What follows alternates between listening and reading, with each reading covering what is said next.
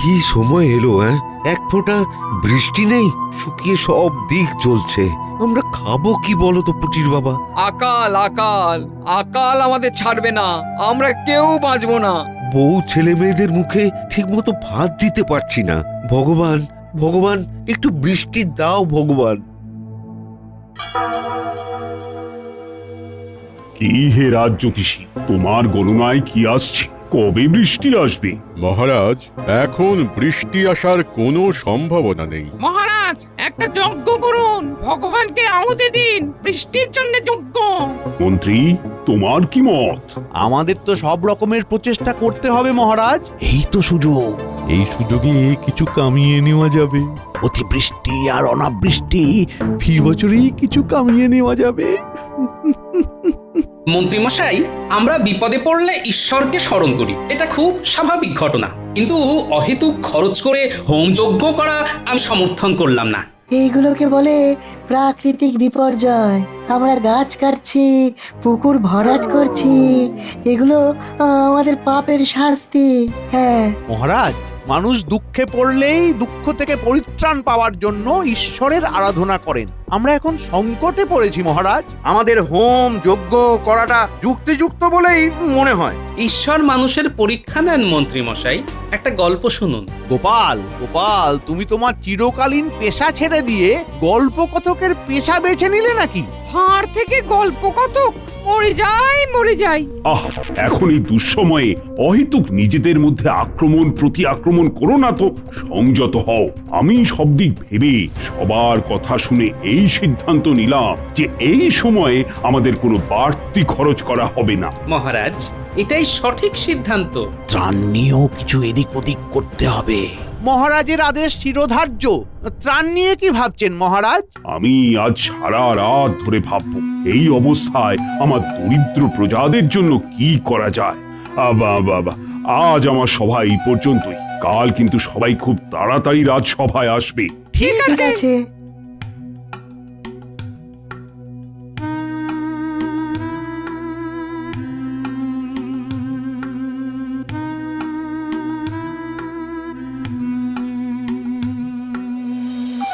গোপাল, তুমি পণ্ডিত মশাই আর মন্ত্রী মশাইয়ের চক্ষুশূল হলে। হ্যাঁ, আমার কারণ যদি শুভ হয়, আমার কথায় যদি যুক্তি থাকে, তাহলে এই সমস্ত বিষয়গুলো আমি ঠিক সামলে নেব। এখন দুস্থ মানুষের পাশে দাঁড়ানো দরকার। চোখ রাঙাচ্ছে রোদ, জ্বলছে ফসল মাঠ, মন্ত্রীমশাই নির্বোধ, দিচ্ছেন হোমযজ্ঞের পাঠ। তুমি যথার্থই বলেছ। যাক, মহারাজ যে এই হোম নিয়ে তার মত দেননি, এটা খুবই ভালো লক্ষণ। গোপাল আমার বাড়া ভাতে ছাই ফেলে দিল।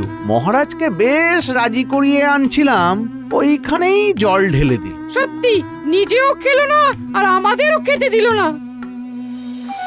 ওই দেখো পণ্ডিত, 3 মক্কেল আসছে, দেখলে গা জ্বলে যায়। কি মন্ত্রীমশাই, কি ভাবছেন? কি আর ভাববো বলো, যিনি ভাববার তিনি ভাবছেন।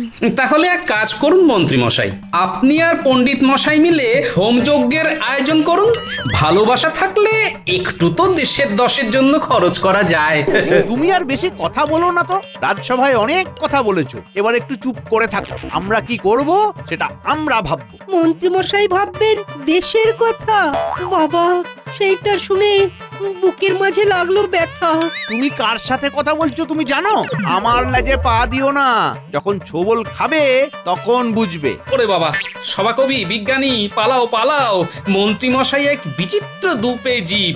উনি কথা বলেন মানুষের ভাষায়, দেখতেও মানুষের মতো, কিন্তু লেজ আছে। পান থেকে চুন খসলে, মানে ওই লেজে পা পড়লে ফোঁস করে ছোবল। আর ছোবল দিলেই শেষ। তখন রাজবৈদ্য আমাদের শ্মশান যাত্রা আটকাতে পারবে না। চলো ভাই, চলে যাই, এইখানে আর না। ছবল মারবেন মন্ত্রীমশাই, লেজে পড়লেই পা।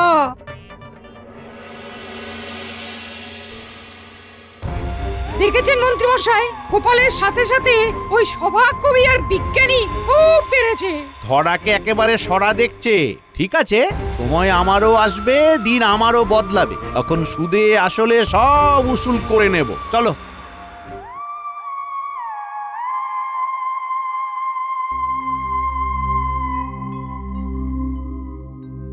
বাবারা খা, পেট ভরে খা।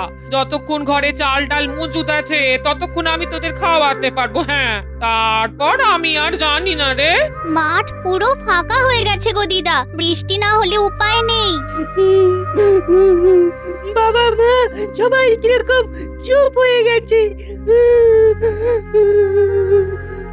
কাঁদিস নি ন্যাপলা, কাল মহারাজ কিছু সাহায্য করবে, আবার সব ঠিক হয়ে যাবে, কোনো চিন্তা করিস না। তোরা এখন মন দিয়ে খা, লাগলে বলিস আবার দেবো, কিন্তু পেট ভরে খেতে হবে। হ্যাঁ, আরে খেয়ে দে, মুখ হাত ধুয়ে এখানে সবাই শুয়ে পড়বি। বাড়িতে এত রাতে গিয়ে আর লাভ নেই, ঠিক আছে? ঠিক আছে।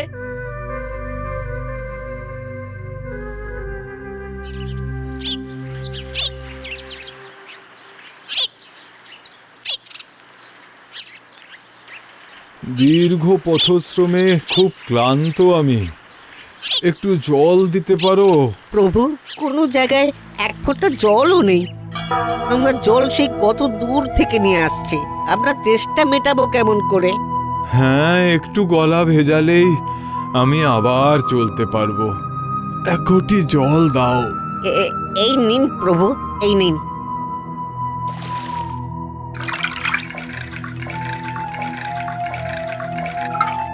আপনি সন্ন্যাসী, আপনি যা বললেন যে আপনি অনেক দূর থেকে আসছেন, শুধু জল খেয়ে কি হবে?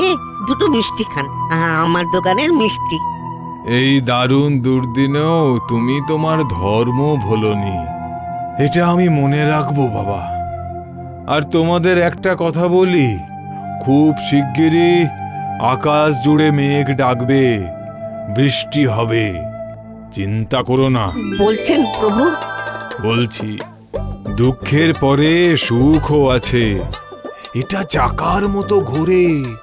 তোমরা এতদিন দুঃখ ভোগ করেছো, এবার তোমাদের সুখ ভোগের পালা। আচ্ছা, রাজবাড়িটা কোথায়? আমি তোমাদের রাজার সঙ্গে একটু দেখা করতে চাই। এই পথ দিয়ে সোজা চলে যান, সামনেই দেখতে পাবেন রাজপ্রাসাদ। বেশ, রাজ্যবাসীর মঙ্গল হোক। আমাদের আর ভয় নেই, কিছুদিন পরে বৃষ্টি আসবে। সন্ন্যাসীর কথা কখনো মিথ্যে হয় না।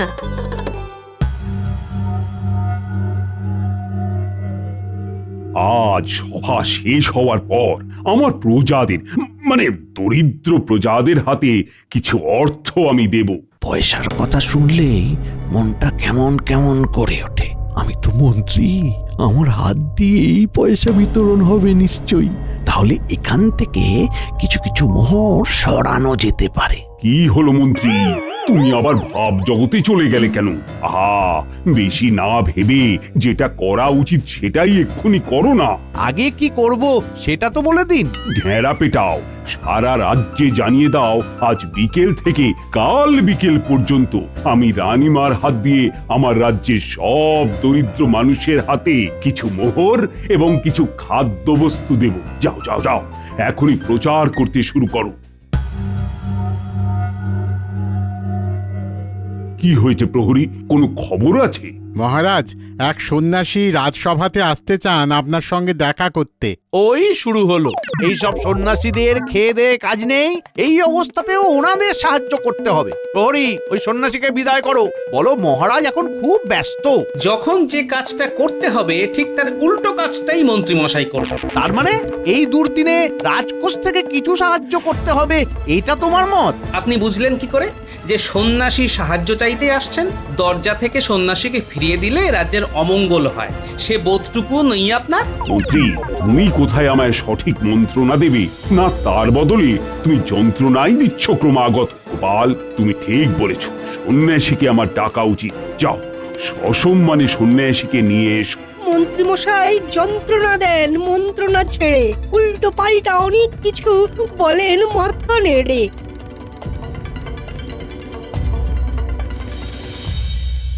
মহারাজের জয় হোক। মহারাজ, আমি একটা প্রস্তাব নিয়ে আপনার কাছে এসেছি। না, আমি কোনো সাহায্য চাইতে আসিনি, আপনার জানাটা ভুল। না সন্ন্যাসী ঠাকুর, আমি ঠিক ওই রকম ভাবতে চাইনি। আমি কি আমার মন দিয়ে সবকিছু করতে পারি মন্ত্রী মশাই? আপনার মনের চলাচল সেটাও আমি জানি, তবে ওই কথা থাক, আমরা কাজের কথায় আসি। হ্যাঁ বলুন, কাজের কথাই বলুন। আপনার আশীর্বাদ আমাদের খুব প্রয়োজন। আমাদের রাজ্য খরার মধ্যে দিয়ে চলছে। আমি আশার বাণী দিতে এসেছি। দুঃখের পরে সুখ অবশ্যই আসে, কিন্তু সেই সুখকে আনতে হয়।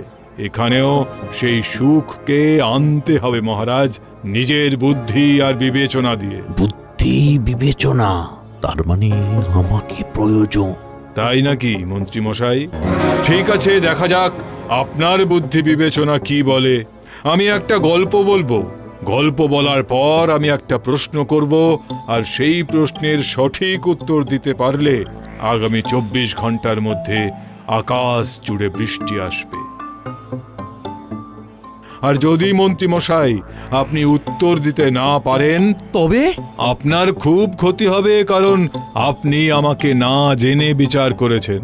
তার তো একটা শাস্তি আছে। ক্ষমা করুন। আগে মন দিয়ে আমার গল্পটা শুনুন। সমস্ত সভাসদদের বলছি, তারাও মন দিয়ে গল্পটা শুনুন। বলুন সন্ন্যাসী ঠাকুর, আপনি নিঃসংকোচে গল্পটি বলুন। নন্দন নামে এক দরিদ্র চাষির পুত্র ছিল। অনেক কষ্টে, অনেক দুঃখে, বিবাহের অনেক বছর পর নন্দনের জন্ম হয়। তার বাবা মা তাকে খুব আদরের সাথে, স্নেহের সাথে লালন পালন করে বড় করেন। এমনিভাবে দিন কাটে। শুনুন শুনুন শুনুন, মহারাজ সমস্ত দরিদ্র প্রজাদের কাছে এই বার্তা দিতে চলেছেন যে আজ বিকেল থেকে কাল বিকেল পর্যন্ত দরিদ্র অসহায় মানুষদের অন্ন এবং অর্থ প্রদান করা হবে। শুনুন শুনুন শুনুন। মহারাজের জয় হোক। ঠিক সময়ে এই সাহায্য। মহারাজ, আপনি দীর্ঘজীবী হন।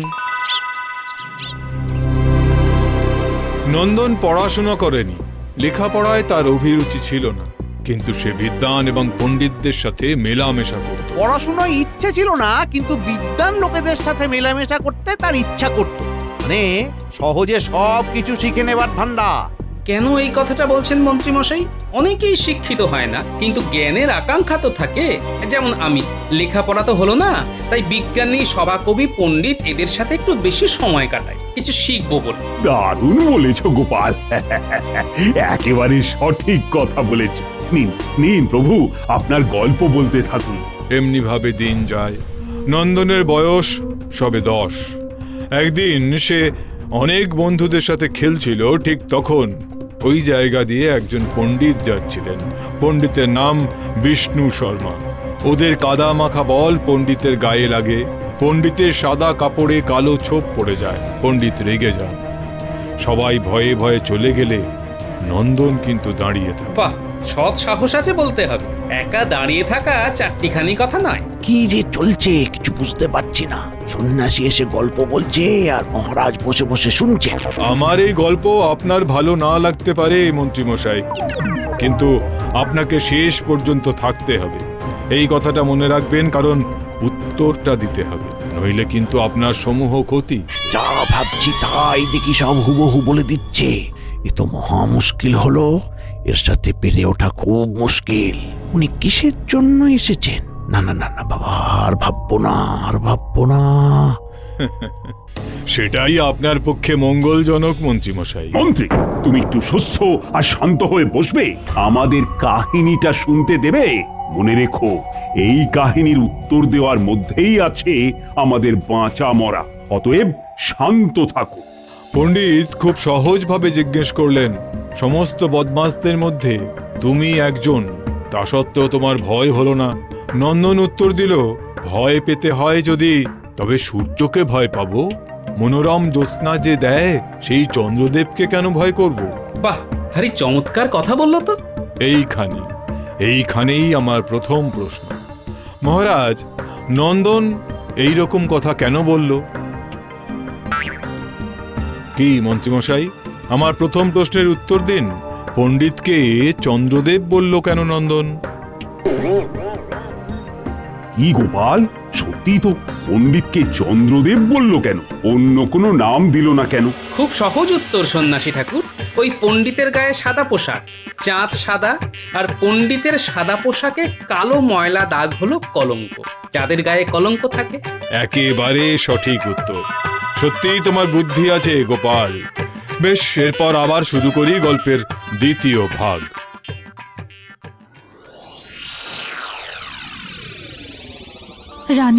রানীমা খবর এসেছে বৃষ্টির অভাবে আমাদের গ্রামের সবাই খুব খারাপ অবস্থায় আছে। রানীমা, কিছু একটা না করলেই নয়। আমি মহারাজের সাথে কথা বলছি, দেখছি কিভাবে এই অবস্থার মোকাবিলা করা যায়। শুনেছি রাজসভায় কোনো এক সন্ন্যাসী এসেছেন, তিনি কি কিছু বিধান দিলেন? উনি বলেছেন যে তার প্রশ্নের উত্তর দিতে পারলেই 24 ঘন্টার মধ্যে আকাশ কালো করে মেঘ জমে বৃষ্টি পড়বে। গোপাল দাদা প্রথম প্রশ্নের উত্তর দিয়ে দিয়েছে। বাহ, এখানেও আমাদের গোপাল। তুমি চিন্তা করো না, মহারাজ নিশ্চয়ই কিছু একটা ভাববেন। তুমি কি রাজসভার খবর নিয়ে এসো। যথা আজ্ঞা রানীমা। এরপর নন্দন ওই পণ্ডিতের কাছে তার শিষ্যত্ব গ্রহণ করে। দিন কাটতে থাকে আর নন্দনের পাণ্ডিত্যের খবর সারা দেশে ছড়িয়ে পড়ে।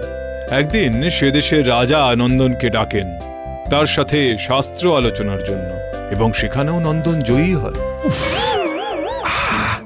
আর পারা যাচ্ছে না, ভয়ঙ্কর কষ্ট হচ্ছে। কি গুমোট! আমার গল্প শেষের দিকে মহারাজ, আর প্রশ্নের উত্তর দিতে পারলেই 24 ঘন্টার মধ্যে বৃষ্টি আসবে। আপনি কি দেখে বলছেন আমি জানি না, কিন্তু আমি বলছি যে এখন যা অবস্থা তাতে বৃষ্টির যোগ নেই। বৃষ্টি আসবেই। আপনি কি দৈব দিয়ে বৃষ্টি নামাবেন? সেটা দেখাই যাক না। আমরা তো এতক্ষণ অপেক্ষা করলাম, আর একটু অপেক্ষা করি, গল্পটা শুনি। আচ্ছা, আমরা আমাদের গল্পের শেষটা শুনে নিই। সেই দেশের রাজা নন্দনকে নিজের রাজসভাতে স্থান দিলেন এবং তার মেয়ের সাথে নন্দনের বিবাহ দেবেন বলে মনস্থ করলেন। বাহ বাহ বাবা, তার মানে মধুরেণ্য সমাপয়েত? না মন্ত্রী মশাই, এখনো মধুরেণ্য সমাপয়েত হয়নি, এখনো বাকি আছে। ঠিক। নন্দন তার বাবা মাকে নিয়ে এলো। নন্দনকে দেখতে এলো তার গুরু বিষ্ণু শর্মা।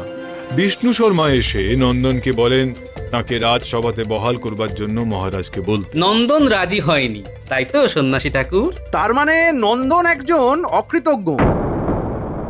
সত্যি কি নন্দন অকৃতজ্ঞ? ভালো করে ভেবে চিন্তে উত্তর দেবেন, কিন্তু আপনারা উত্তর দেবেন আর ঝমঝম করে বৃষ্টি আসবে। নন্দন কি উত্তর দিয়েছে সেটা যদি জানা যেত। নন্দন তার গুরুদেবকে বলেছে রাজসভাতে কাজ পেতে বিশেষ যোগ্যতা লাগে, তাই পরীক্ষা দেওয়াটা আবশ্যিক। এই কথা শুনে অবশ্য তার গুরু খুব রেগে যান।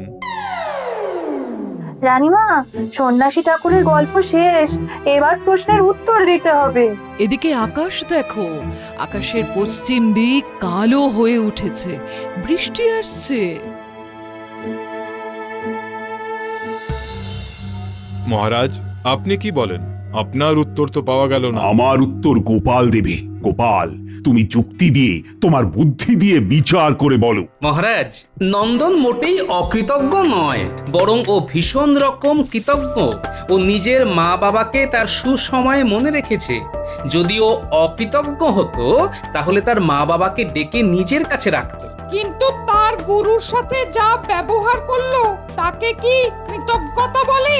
গোপালও তো ওই রকম ঘটনাই ঘটাতো। গোপালের ভেতরেও ওই অকৃতজ্ঞতার বীজটাই আছে। গোপাল একদম সঠিক উত্তর দিয়েছে। গোপাল, তুমি তোমার উত্তরের ব্যাখ্যা দাও। গোপাল, তোমার উত্তরের জন্য আছি বসে, চাদরখানা পেটের ওপর বেঁধে কষে। বলো বলো, যে তোমাকে যাই বলুক আমি জানি তুমি যুক্তি দিয়ে বুদ্ধি দিয়ে ঠিকটাই বলবে। মহারাজ, সন্ন্যাসী ঠাকুরের কথা অনুযায়ী আমাকে বুঝিয়ে বলতে হবে যে নন্দন কেন অকৃতজ্ঞ নয়। প্রথম কথা তো আমি আগেই বলেছি, বাবা মায়ের কথা। তারপর আসি তার গুরুর প্রতি তার এই রকম মুক্তি করার কারণ। কি কারণ? মহারাজ, আপনিই বুঝবেন, কারণ আপনিও একজন মহারাজ।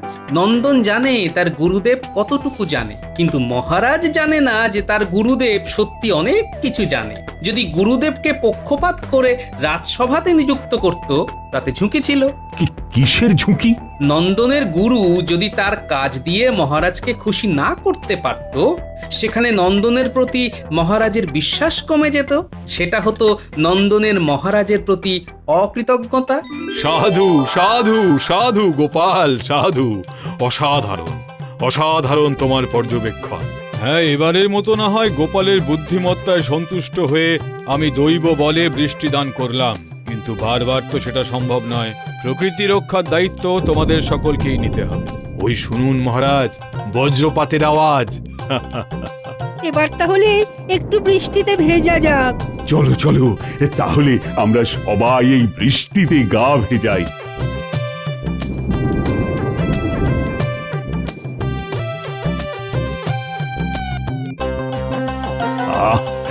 কি সুন্দর শব্দ! আবার আমার রাজ্য সবুজে ভরে উঠবে। আমাদের অনেক গাছ বসাতে হবে, সবুজ করতে হবে। গাছ যদি কমে যায় তাহলে প্রকৃতির রোষে পড়ে যেতে হবে।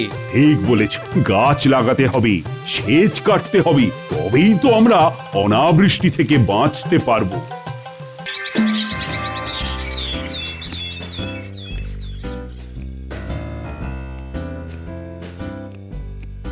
মহারাজ, এই দেখুন। নবাব বাহাদুর পত্র পাঠিয়েছেন, রাজবাড়ির সবাইকে নিয়ে আপনাকে আমন্ত্রণ জানিয়েছেন মহারাজ। তাই নাকি? তা কিসের জন্য হঠাৎ এই আমন্ত্রণ পত্র? নবাবের কেন্দ্রে যতগুলো রাজ্য আছে সেই সব রাজ্যের রাজা ও রাজসভার সদস্যদের আমন্ত্রণ জানিয়েছেন। মানে একটা ছোটখাটো জলসার মাধ্যমে খাওয়া দাওয়ার বন্দোবস্ত করেছেন আর কি। চিঠিতে তো সেরকমই লেখা আছে মহারাজ। হ্যাঁ, জলসার পাশাপাশি ভুরিভোজ? বাবা বাবা বাবা, এ তো খুবই আনন্দের কথা। মন্ত্রী, তাহলে তো সবাইকে জানিয়ে দাও, আমরা সবাই মিলে মুর্শিদাবাদ যাব। বলছিলাম কি মহারাজ, সবাই মিলে যদি মুর্শিদাবাদে চলে যাওয়া হয় তাহলে তো রাজবাড়ি একেবারেই খালি হয়ে যাবে। এভাবে রাজবাড়ি খালি করে যাওয়াটা কি ঠিক হবে মহারাজ? হ্যাঁ, কথাটা তো তুমি ঠিকই বলেছো। না মানে বুঝতেই তো পারছেন, চোর ছেঁচড়েরা যে পরিমাণে এই রাজ্যে বাসা বেঁধেছে, ঈশ্বর না করুন একটা ছোট বড় কিছু হয়ে গেলে তখন কিন্তু আর কেঁদে কুল পাবেন না মহারাজ। না না মন্ত্রী, তুমি ঠিক কথাই বলেছো, কিন্তু নবাবের আমন্ত্রণে না গিয়ে রাজবাড়ির পাহারা দেওয়ার কাজ কেই বা করতে চাইবে বলো? মহারাজ, আপনি বরং গোপালকে বলুন। গোপাল? হ্যাঁ মহারাজ, গোপাল তো এর আগে অনেকবার নবাবের রাজবাড়িতে নিমন্ত্রণ খেয়েছে, আর যতবারই মুর্শিদাবাদে গিয়েছে নবাবের মন জয় করে এত উপহার নিয়েও এসেছে। আর আপনার চোখের সামনে নবাব গোপালকে নিয়ে এতটাই মত্ত থাকেন যে আপনাকেই ভুলে যান। এটা নিশ্চয়ই আপনারও খুব একটা ভালো লাগে না মহারাজ? মানে বুঝি মহারাজ, আমি বুঝি, সেই জন্যই তো বলছি গোপালকে এইবার আটকে দিন। বলছো, কিন্তু শুধু রাজবাড়ি পাহারা দেওয়ার কথা বললে তো গোপাল থাকতে চাইবে না। ও ঠিক কোনো না কোনো বাহানা দিয়ে মুর্শিদাবাদে চলে যাবে। হ্যাঁ, তা অবশ্য ঠিক। তাহলে মহারাজ প্রণাম নেবেন। রানী মায়ের জন্য আপনি যে হীরের জড়োয়া হাটটি গড়তে দিয়েছিলেন সেটা হয়ে গেছে। এই নিন, একবার যাচাই করে দেখে নিন মহারাজ। ও হ্যাঁ,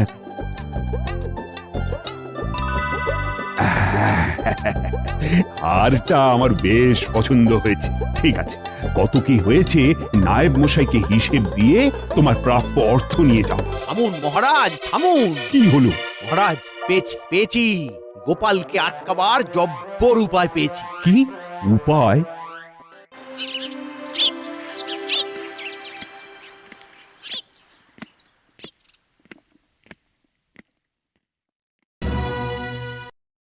সবার জন্য একটা বিশেষ ঘোষণা রয়েছে। আমাদের নবাব বাহাদুর আগামী পরশু তার প্রাসাদে সকল রাজসভাসদগণদের আমন্ত্রণ জানিয়েছেন। তাই নাকি? হ্যাঁ, বাবা বাবা বাবা, নবাবের বাড়িতে নিমন্ত্রণ, তার মানে তো ভালোই খাওয়া দাওয়ার ব্যবস্থা হবে মহারাজ। আরে কি বলছো সেনাপতি? নবাব বাহাদুরের নিমন্ত্রণ আর ভুরি ভোজ হবে না, সেটা কখনো হয়? মহারাজ, এবার আসল কথাটা পারুন। সবাই শোনো, গোপাল বাদে বাকি সবাই আগামীকাল ভোর 5টার মধ্যেই রাজবাড়ির প্রাঙ্গণে চলে আসবে। আমি বাদে মানে? আমি ঠিক বুঝলাম না মহারাজ। তুমি বাদে মানে তুমি বাদে বাকি সবাই যাবে, এতে আবার না বোঝার কি আছে গোপাল? মহারাজ তো ঘুরিয়ে পেঁচিয়ে কিছু বলেননি। মহারাজ, আমাকে নিয়ে না যাওয়ার কারণটা কি আমি জানতে পারি? কারণ বলতে সেরকম কিছুই নয়। আসলে হয়েছে কি, তোমাদের রানীমার জন্য আমি একটা হীরের জড়োয়া হার শ্যাঁকড়ার কাছে গড়তে দিয়েছিলাম। শ্যাঁকড়া আবার আগামীকালই ওই হারটি দিতে আসবে। এবার যদি রাজবাড়িতে এসে কাউকে না দেখে তাহলে তো কথা দিয়ে কথার খেলাপ করা হবে। আর তুমি কি সেটা চাও গোপাল? না, সে আমি চাই না, কিন্তু আমি কেন? আমি ছাড়াও তো আরো অনেকেই আছেন যে হারটা নেবার জন্য রাজবাড়িতে থাকতেই পারে। তোমার উপর আমি যতটা ভরসা করতে পারি, অন্যের উপর কি আর সেই ভরসাটা করতে পারি? তুমি বরং রাজবাড়িতেই থাকো, তোমার কোনো অসুবিধে হবে না। ওহ মহারাজ, যা দিচ্ছেন না গোপালকে! শ্যাকরা ফিরিয়ে দিয়ে আগামীকাল হাটটি দিতে আসার পরিকল্পনা একেবারে ঠিক ঠিক পথে যাচ্ছে।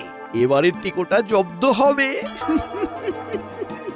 গোপাল, তাহলে ওই কথাই রইল, আমরা না ফেরা পর্যন্ত তুমি রাজবাড়িতেই থাকবে। মনে হচ্ছে আমাকে না নিয়ে যাওয়ার এই ফন্দিটা মন্ত্রীমশাই মহারাজের মাথায় ঢুকিয়েছে। ঠিক আছে, আমার নামও গোপাল। মুর্শিদাবাদ না যেতে পারি তো কি হয়েছে, কৃষ্ণনগরকে এই একেবারে মুর্শিদাবাদ বানিয়ে দেব। হ্যাঁ। কি গোপাল, আরে চুপ করে আছো কেন? আহা, কিছু বলো। আমি আর কি বলবো মহারাজ, আপনি যেটা ভালো বুঝবেন সেটাই করবেন। আপনার নির্দেশ কি আমি অমান্য করতে পারি মহারাজ? হ্যাঁ, কিন্তু কিন্তু আবার কি? আমি যে এখানে থাকবো তাহলে আমার খাওয়া দাওয়ার ব্যবস্থা কি হবে? ও, এই ব্যাপার। আরে তুমি ওসব নিয়ে কিচ্ছু চিন্তা করো না, আমাদের রান্নার ঠাকুর তো রইলই। তোমার যা খেতে মন চায় বলবে, ও তোমার জন্য বানিয়ে দেবে। হ্যাঁ, ব্যাস, তাহলে আর কোনো সমস্যা রইল না। আপনারা নিশ্চিন্তে মুর্শিদাবাদ থেকে ঘুরে আসুন মহারাজ, আমি এখানে আছি। এই তো ফাঁদে পড়েছে, ফাঁদে পড়েছে। এইবার জালটাকে শক্ত করতে হবে, যেন ছিঁড়ে বেরোতে না পারে।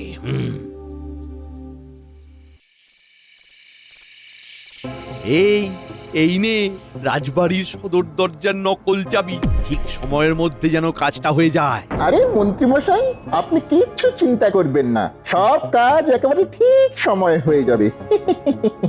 মনে রাখিস, গোপাল কিন্তু খুব চালাক, তোদেরকে যেন কোনোভাবেই ধরে না ফেলে।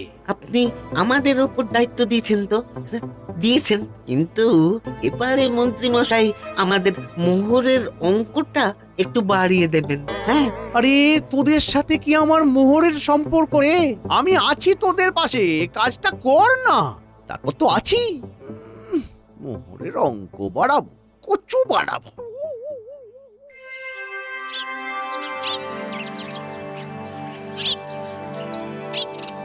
গোপাল, তাহলে তুমি সব দেখে শুনে রেখো, আমরা তাহলে আসছি। ঠিক আছে মহারাজ, আপনারা নিশ্চিন্তে যান, কোনো অসুবিধে হবে না। চিন্তা করবেন না মহারাজ, অসুবিধা তৈরি করার জন্য আমি আছি। বেশ বেশ, এই চলো চলো, রওনা দেওয়া যাক।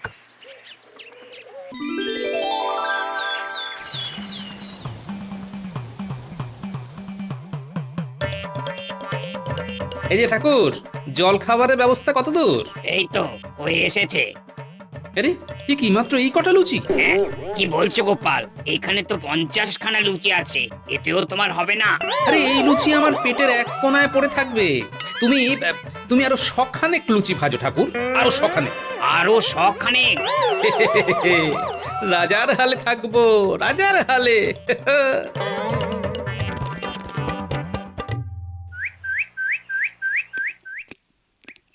শোনো, এই কটা মিষ্টিতে আমার কিচ্ছু হবে না, আরো মিষ্টি নিয়ে এসো, আরো মিষ্টি।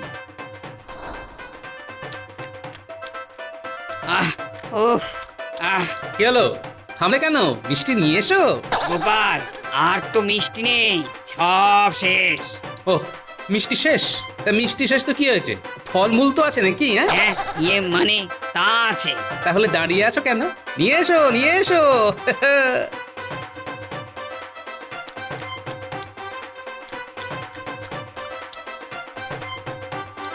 এই নাও গোপাল, এই শেষ ঝুড়ি ফল।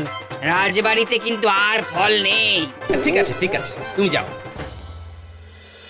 ঠাকুর দুপুরের খাবার ব্যবস্থা করো, আমি আসছি। আরে এ কি করেছো? হাঁড়ি কড়াই নিয়ে চলে এসেছো? কি করব, তোমার খাবার পরিবেশন করার জন্য সকাল থেকে আমার পায়ের 12টা বেজে গেছে।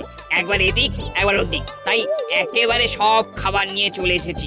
নাও তুমি তুমি মন ভরে খাও, আমি এখন আসছি। কেমন? আসছো মানে? কোথায় যাচ্ছো? আমার রান্নার কাজ শেষ, বাড়ি যাচ্ছি। চিন্তা নেই, তোমার রাতের রান্না করে আমি ভোজনশালায় রেখে দিয়েছি, খেয়ে নিও। আচ্ছা এসো।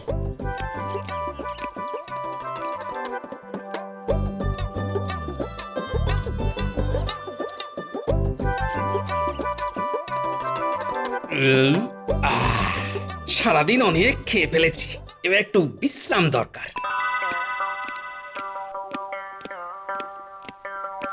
রাজবাড়িতে যখন আছি তখন তো আমি আজকে রাজার হালেই বিশ্রাম দেব। হ্যাঁ, রাজবাড়িতে থাকবো আর রাজার পালঙ্কে ঘুমাবো না, এটা কখনো হয়? যাই একটু গড়িয়ে নেওয়া যাক। ওরে বাবা রে বাবা, কি নরম গদি রে, মনে হচ্ছে যেন তুলোর উপর বসে আছি। উফ, এই বিছানায় যদি একটু লাফানো যায় তাহলে বেশ মজাই আসবে। হ্যাঁ, যা খেয়েছি সব একেবারে হজম হয়ে যাবে।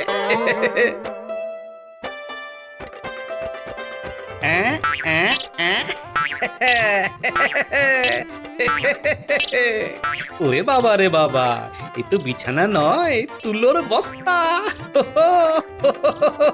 ইয়ে ইয়ে। ওরে বাবা রে, উফ, কোমরের হাড়টা মনে হয় খুলেই গেল। এটা কি হলো? হায় হায় হায়, এ কি হলো? মহারাজের পালঙ্কের একটা পায়া যে ভেঙে গেল, এবার কি হবে? মহারাজ যদি জানতে পারেন যে তার সাধের পালঙ্কের আমি এই অবস্থা করেছি, তাহলে তো আমার অবস্থা শেষ। ইস, কেন যে এই বয়সে এসে এত লম্ফজম্প করতে গেলাম। না না, ব্যাপারটা সামলাতে হবে। কি যে করি। নমস্কার। কে? আমি শ্যাকরা রামকানাই কর্মকার। রানীমার এই জরোয়ার হাটটা মহারাজ আপনাকে দিতে বলেছেন। ও, এনেছেন? দিন।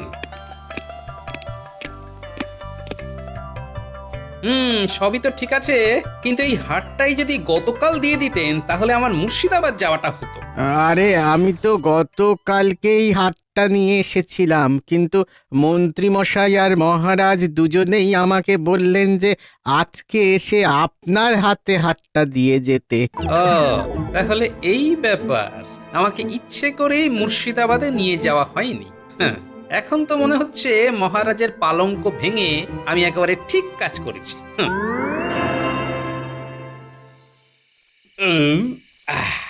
রাতের ভুরিভোজ শেষ, এবার একটা জোরদার ঘুম দেওয়া যাক।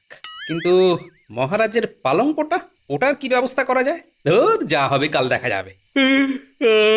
এখন খুব ঘুম পাচ্ছে, কিন্তু একটু খিদেও পাচ্ছে। দেখি তো রান্নাঘরে আর কিছু খাবার আছে কিনা।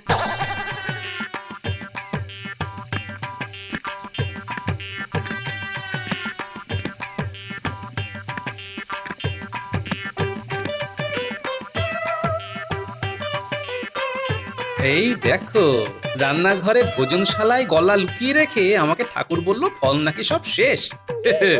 জানে না তো আমার নামও গোপাল।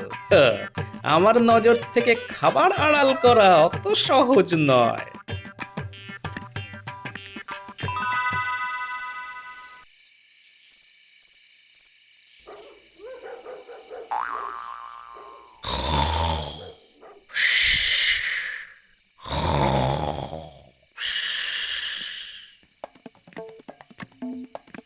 আরে আস্তে আস্তে। ধুর, মন্ত্রী মশাই কি চাবি দিয়েছেন? এ দিয়ে তো তারা খুলছেই না। তুই ছাড়, দে চাবিটা আমাকে দে, দেখি নাচতে না পারলে উঠোন বাঁকা। আস্তে ঘটা ঘটা, আস্তে। একটু এদিক ওদিক হলেই কিন্তু গোপাল দাদা জেগে যাবে। আরে আস্তেই তো যাচ্ছি। দেখ সামনে সিঁড়ি আছে, চল চল, ওঠ ওঠ।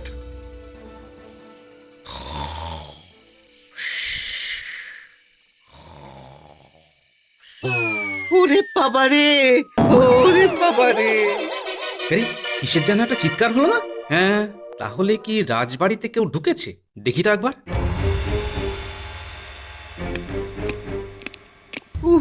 বাবারে কি জোরে লাগলো, ওরে বাবারে। আস্তে ঘটা আস্তে, দূর তোকে নিয়ে আসাটাই আমার ভুল হয়েছে। এই এই তুই কি বলছিস রে? হ্যাঁ, আমি কল্লার খোসে পড়ে গেছি আর আমার লাগবে না? আরে ঠিক আছে চল এবার। গোপাল দাদা জেগে গেলে কিন্তু একেবারে ফেঁসে যাবো। এবারে বুঝলাম এই দুই ব্যক্তি রাজবাড়িতে চুরি করার জন্য ঢুকেছে। হ্যাঁ, দাঁড়া বেটা, চুরি করাচ্ছি।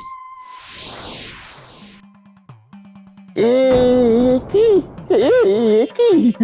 গোপাল দাদা তুমি? কিরে, ভূত দেখার মতো চমকে উঠলি কেন? হ্যাঁ, আয় আয় আয় আয় আয়।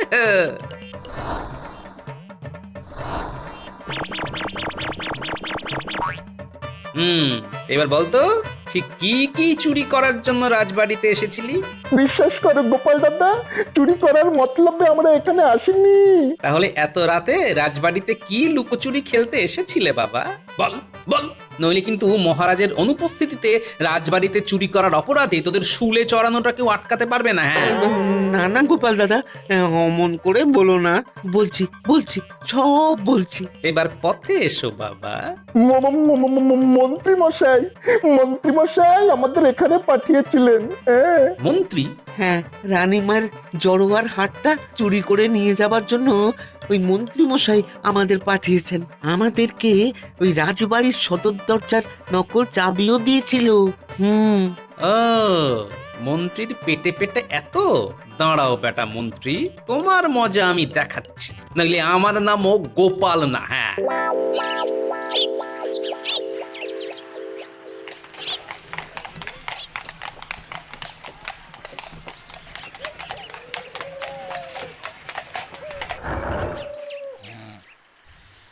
কি রাজবাড়ির দরজা এভাবে খোলা কেন?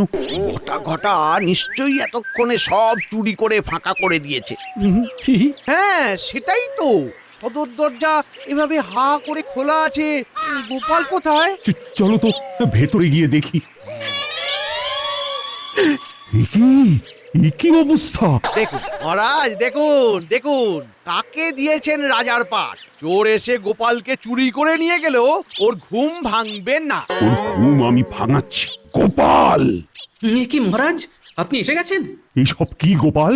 চারিদিকে এভাবে খাবার পড়ে আছে, দরজা খোলা, আর তুমি নাক ডেকে ডেকে ঘুমোচ্ছ। মানে মহারাজ, আমি তো খেয়ালই করিনি যে দরজাটা খোলা আছে। তা কেন খেয়াল করবে গোপাল? এটা কি তোমার নিজের বাড়ি? নিজের বাড়ি হলে দরজার পাশাপাশি জানলাটাও বন্ধ করে ঘুমোতে। মহারাজ, কখন যে ঘুমিয়ে পড়েছি সেটা আমি বুঝতেই পারিনি মহারাজ। দেখুন মহারাজ, দেখুন একবার গোপালের কাণ্ডখানা দেখুন।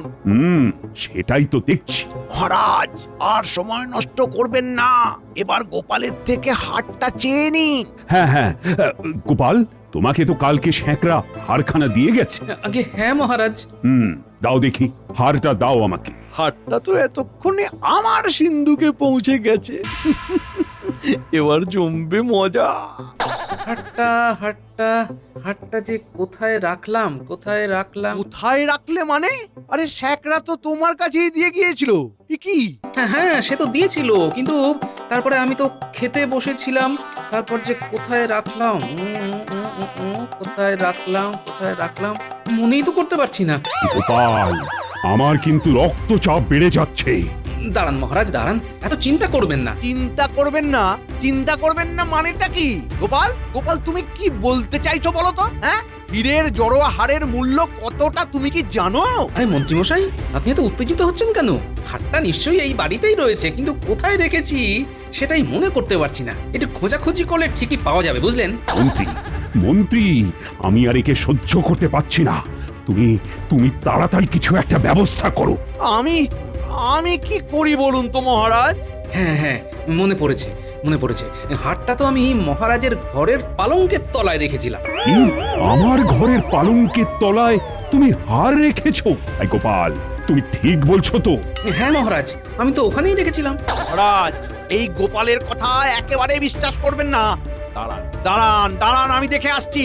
হ্যাঁ মন্ত্রী, তুমি যাও তো, গিয়ে আমার ঘরে পালঙ্কের তলায় ভালো করে খুঁজে দেখো। হ্যাঁ মহারাজ, আমি এক্ষুনি যাচ্ছি।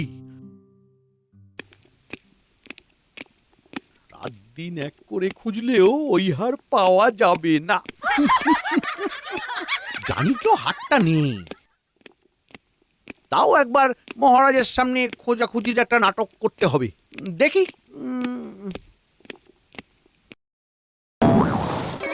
কিসের একটা শব্দ হলো না?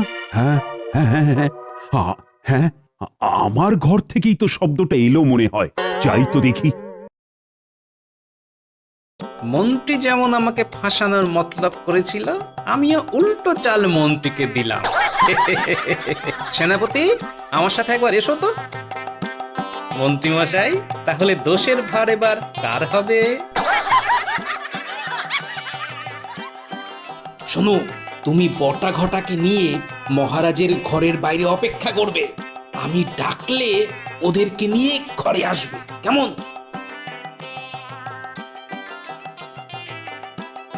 কি মন্ত্রী, তুমি আবার পালঙ্ক ভেঙে ফেললে? ইয়ে মানে মহারাজ। এই মন্ত্রী, এটা তুমি কি করলে? হায় হায় হায়, আমার এত সাধের পালঙ্ক আর এইভাবে তুমি ভেঙে ফেললে। এইবার আমি কি করব? মহারাজ বিশ্বাস করুন, আমি এটা আপনি এটা ভাঙেননি, তাই তো? কি এটাই তো বলবেন? আরে আরে, কেউ কোনো দোষ করে সেই দোষ কি আবার স্বীকার করে? হার খোঁজার নাম করে মহারাজের এত সাধের পালঙ্কটাই আপনি ভেঙে ফেললেন মন্ত্রী মশাই। ছি ছি ছি ছি ছি। মন্ত্রী, তোমাকে আমি শুলে চড়াবো। মহারাজ মহারাজ মহারাজ এমন কথা বলবেন না মহারাজ, আমি এটা ভাঙিনি। কি করে যে কি হয়ে গেল আমি বুঝতেই পারলাম না মহারাজ। দোষ করার পর সবাই অমন কথাই বলে। এই শোনো মন্ত্রী, আমি তোমার কোনো কথাই শুনবো না। এই পালঙ্ক সারাই করার টাকা আমি তোমার মাইনে থেকেই কাটবো। দেখলেন তো মন্ত্রী মশাই, আমাকে ইচ্ছে করে দোষী প্রমাণ করতে গিয়ে নিজেই কেমন নিজের জালে ফেঁসে গেলেন। কি বলছো গোপাল? তোমাকে মন্ত্রী ইচ্ছে করে দোষী প্রমাণ করতে চাইছে মানে? সব বলবো মহারাজ, তার আগে আপনি এই হীরের জড়োয়া হারটা ধরুন। কি এই যে বললে হারটা কোথায় রেখেছো তোমার মনে পড়ছে না? ওটা তো আমি মন্ত্রী মশাইয়ের সাথে একটু মশকরা করলাম, বটা ঘটাই বলবে। বটা ঘটা? কই সেনাপতি, ওদের নিয়ে এসো। এরা এখানে কি করছে? মহারাজ, কাল রাতে এরা রাজবাড়িতে চুরি করতে এসেছিল। কি বলছো তুমি? হ্যাঁ মহারাজ, কিন্তু কার হয়ে কি চুরি করতে এসেছিল সে সবটাই এরা বলবে। মহারাজ মহারাজ মহারাজ মহারাজ, আমি বলছিলাম কি মন্ত্রী মশাই, আপনি অনেক বলেছেন, এবার বটা ঘটা বলবে, আপনি শুনবেন না? শুরু কর।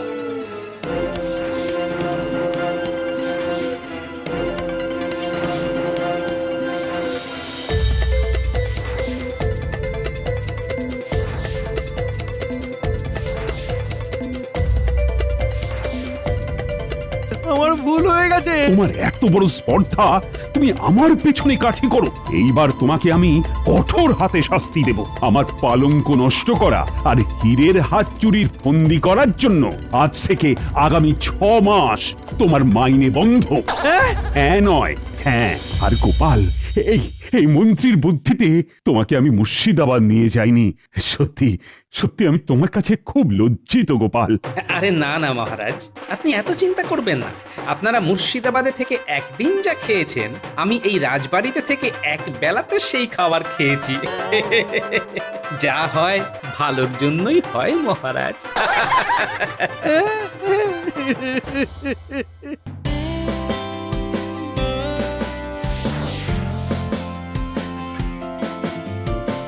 বাবা, মুর্শিদাবাদ রাজবাড়ি তো চেনাই যাচ্ছে না।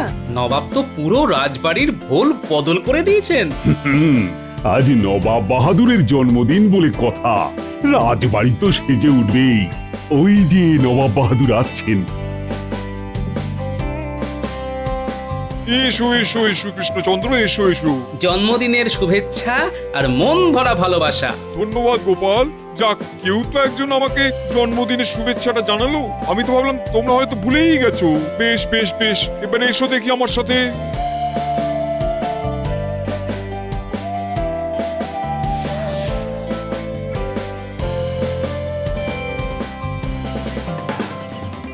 কৃষ্ণচন্দ্র, তুমি সবাইকে নিয়ে এখানে বিশ্রাম নাও, আমি একটু ভোজনশালায় যাচ্ছি, আর তোমাদের জল খাবারটা আমি এখানেই পাঠিয়ে দিচ্ছি। আগে নবাব বাহাদুর, আপনি এত ব্যস্ত হবেন না। নবাব বাহাদুর, গোটা রাজ্যের প্রজারা ভোজ খাবার জন্য চলে এসেছে, কাউকে আর আটকানো যাচ্ছে না। খাবার না পেয়ে সবাই হাঁড়ি পাতিল যা পারছে সবকিছু থেকে খাবার নিয়ে চলে যাচ্ছে। আরে আটকাও ওদের, এইভাবে কি সমাধান হবে? নবাব বাহাদুর, এ কি ভয়ঙ্কর অবস্থা! আর বলো না গোপাল, আমার সব কিছু গুলিয়ে যাচ্ছে। এত প্রজার মুখে আমি কিভাবে খাবার তুলে দেবো? সমস্যাটা কি আমাকে একটু খোলসা করে বলুন না।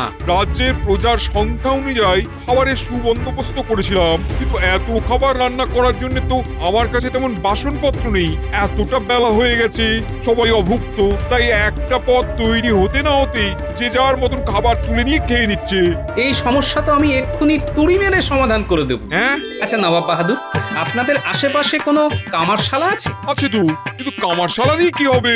আপনার যত কাঁসার বাসন আছে সবকটা আমাকে দিন তো। কেন? আপনার কাছে যত কাঁসার বাসন আছে সবগুলো গলিয়ে দুটো বড় বড় পাত্র বানিয়ে আনবো। সেই বড় পাত্রে একবারে সারা রাজ্যের প্রজাদের জন্য রান্না হবে, তাহলেই তো সব ঝামেলা মিটে গেল। আরে এটা তো আমি সত্যি ভেবে দেখিনি।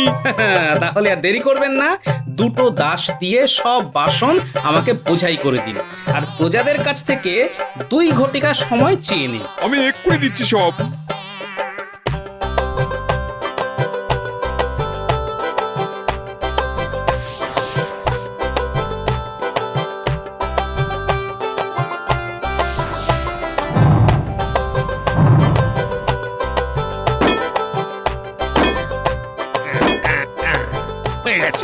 অনেক বড় পাতিল বানিয়ে ফেললে গো কামার। বাবা বাবা, খুব ভালো হয়েছে, খুব ভালো হয়েছে। এই কে আছিস? এই পাতিল দুটোকে তাড়াতাড়ি রাজবাড়িতে নিয়ে চল।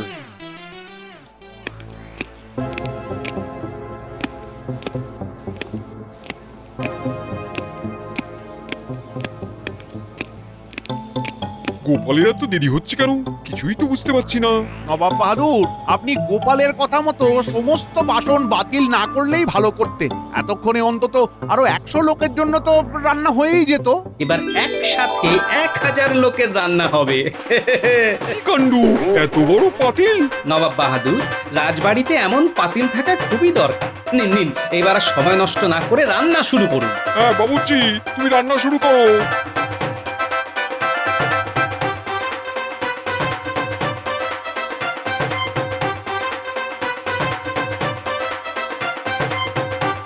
নবাব বাহাদুর, রান্না তো প্রায় শেষের পথে। আপনি প্রজাদেরকে ভোজন গ্রহণের জন্য বসতে বলুন। হ্যাঁ, রান্না হয়ে গেছে, এটা খুব ভালো কথা। উজির, আর দেরি করো না, প্রজাদের ভোজনে বসতে বলো। আগে না হবে না।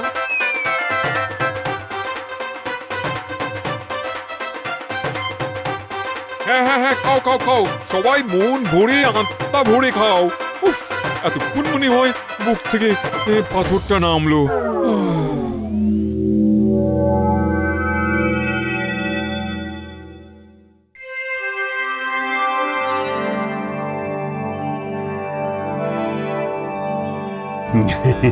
জাহাপানা, খুব সুন্দরভাবে আপনার জন্মদিন উদযাপন করলাম। এইবার তাহলে আমাদের বিদায় দিন। এই সব কিছুই হয়েছে তোমাদের গোপালের জন্যে। হ্যাঁ গোপাল, তোমাকে অনেক অনেক ধন্যবাদ। তোমার জন্য কালকে প্রজাদের কাছে আমার মান সম্মান সব বেঁচেছে। এমন করে বলবেন না, মহারাজ কৃষ্ণচন্দ্রের প্রতি আমার যেমন একটা কর্তব্য আছে, তেমনি মুর্শিদাবাদের নবাবের জন্য তো আমার একটি কর্তব্য রয়েছে। সত্যি গোপাল, তুমি শ্রেষ্ঠ। শ্রেষ্ঠ না ছাই। তবে হ্যাঁ, আমি কিন্তু খালি হাতে তোমাকে ফেরাবো না। আমার তরফ থেকে একটি বিশাল কলসি তোমার জন্য উপহারে থাকলো। এই কে আছিস, কলসিটা নিয়ে আয়। আরে এটা কি হলো? গোপাল বুদ্ধি করে নবাবের থেকে একটা উপহার পেয়ে গেল। না না না না না, এটা তো হতে দেওয়া যাবে না। মহারাজের কান ভাঙাতে হবে, মহারাজের কান ভাঙাতে হবে।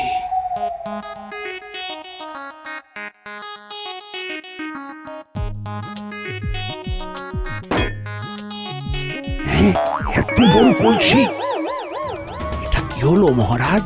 আপনি থাকতে গোপাল উপহার পাচ্ছে, তাও আবার কাঁসার কলসি। মহারাজ, এটা তো আপনাকে গোপাল রীতিমতো অপমান করছে। মহারাজ, এখনো সময় আছে, এখনো সময় আছে, এটাকে আটকান মহারাজ, আটকান। হ্যাঁ দেখেছি তো মহারাজ, এই টিকো গোপাল নবাব বাহাদুরের থেকে কত বড় কলসিটা হাতিয়ে নিচ্ছে। নেওয়াচ্ছি, আমি থাকতে এই কলসি গোপাল পাবে? না না না না না না, এটা কিছুতেই আমি হতে দেব না। গোপাল, কাল তুমি আমায় সাহায্য করার জন্য আমি তোমায় এই উপহার দিচ্ছি, এটা কিন্তু ভেবো না। তোমার বুদ্ধির প্রশংসা শুধু মুখে করা সম্ভব নয়, তাই একটা উপহার দিয়ে তোমাকে সম্মান জানাচ্ছি। আমি আপনার উপহারটি গ্রহণ করলাম। না না মানে? আমি ওকে উপহার দিচ্ছি, তুমি না বলার কে হে? না মানে নবাব বাহাদুর, আসলে বলছিলাম কি, আমরা এতজন সদস্য ওই একটাই ঘোড়ার গাড়ি করে এসেছি, তা এত বড় কলসি নিয়ে কৃষ্ণনগরে কিভাবে ফিরে যাব বলুন? আপনি বরং কলসিটা আপনার কাছেই রেখে দিন, দুদিন পর কৃষ্ণনগর রাজবাড়িতে পাঠিয়ে দেবেন, আমি না হয় তখন গোপালকে সেটা দিয়ে দেব। হ্যাঁ নবাব বাহাদুর, মহারাজ ঠিকই বলেছে। গোপালকে আমি আলাদা করে একটা ঘোড়ার গাড়ির ব্যবস্থা করে দেবো, ও একা আরাম করে ওই কলসি নিয়ে নিজের বাড়ির দিকে যাবে, তোমাকে এই নিয়ে চিন্তা করতে হবে না কৃষ্ণচন্দ্র। দেখছেন তো মহারাজ কিভাবে গোপাল নবাব বাহাদুরকে বশ করেছে। মহারাজ কিছু করুন। ঠিক আছে, গোপাল একবার শুধু ওই কলসি নিয়ে কৃষ্ণনগরে ঢুকুক, তারপর গোপালের থেকে ওই কলসি কি করে আদায় করতে হয় সে কথা আমি খুব ভালো করে জানি।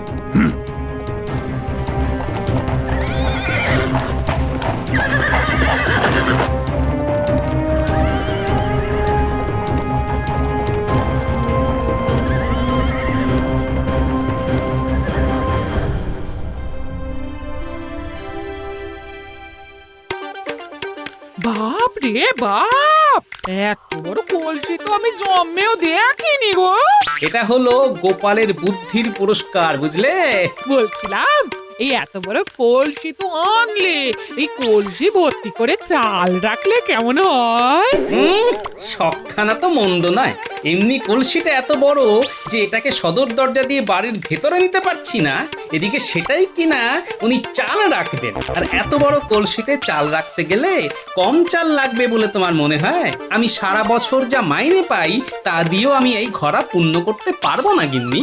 ও তাহলে কলসিটা কি এভাবেই পড়ে থাকবে? চোর এসে যদি চুরি করে নিয়ে যায়? এতই সহজ?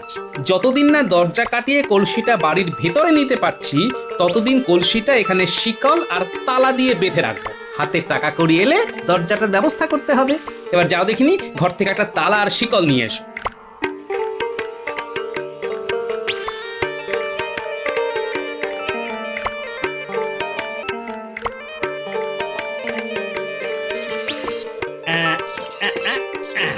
হয়ে গেছে।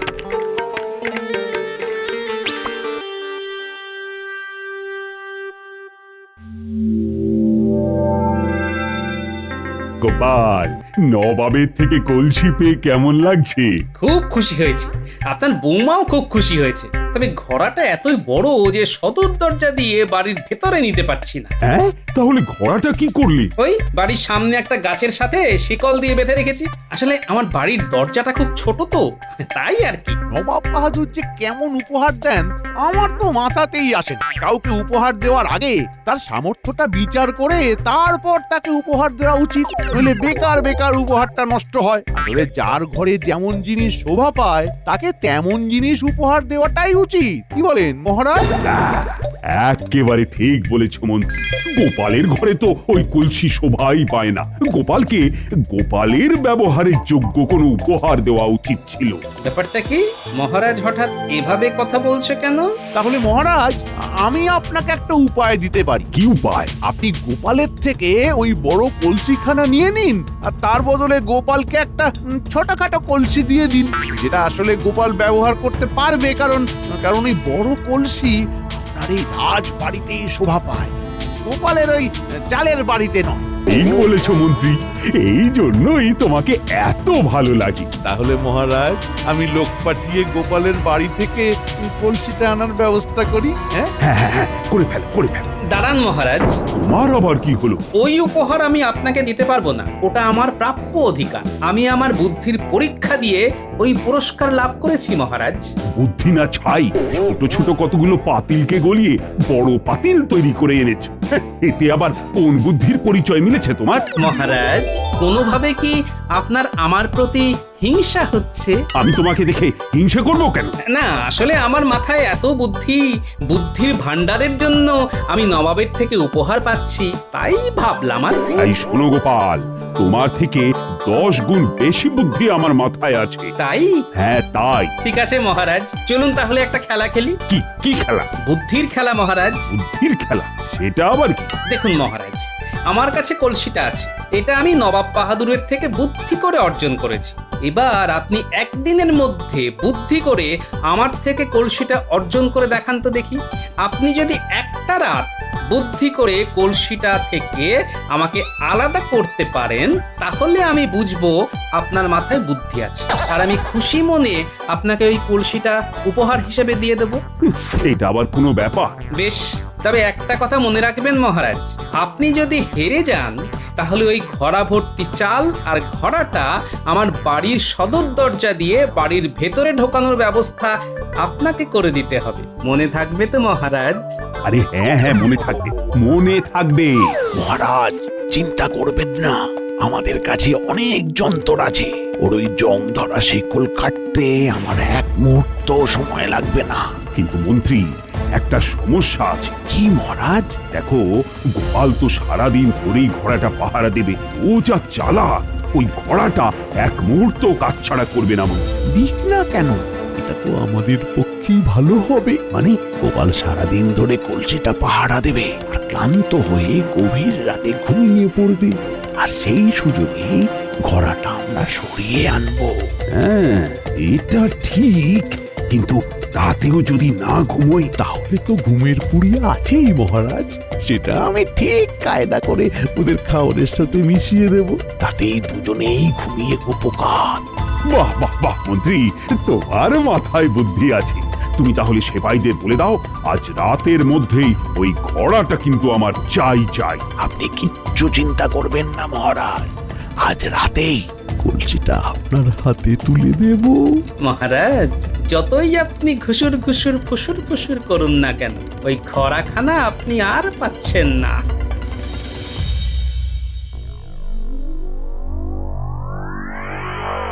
হ্যাঁ গো, এ কি গো?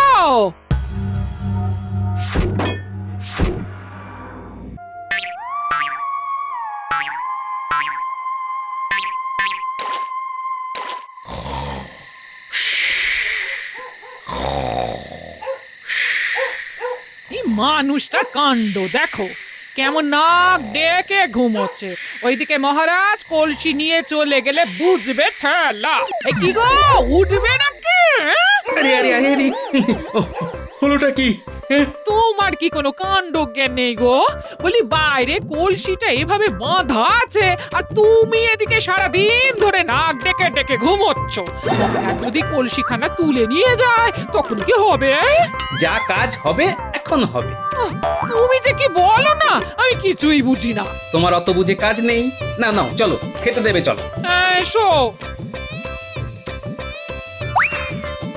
এ কি, খাবারগুলো এভাবে আলগা করে কে রাখলো? কি বলছো? খাবারগুলো তুমি ঢেকে রেখেছিলে? আরে আমি তো এক্ষুনি রান্না করে খাবার দাবার সব ঢেকে ঢুকে তারপর তোমাকে ডাকতে গেলাম। কি ভুতুরে কাণ্ড দেখো তো। আচ্ছা এই ব্যাপার। গিন্নি, এগুলো ভূত নয়, এগুলো হলো কিম্ভূত। যা খাবার বানিয়েছো সব ফেলে দাও। এই খাবার খাওয়ার কোনো দরকার নেই। ঘরে মুড়ি বাতাসা আছে, ওই নিয়ে ঘরে চলে এসো। কি যে হচ্ছে, দূর চাই।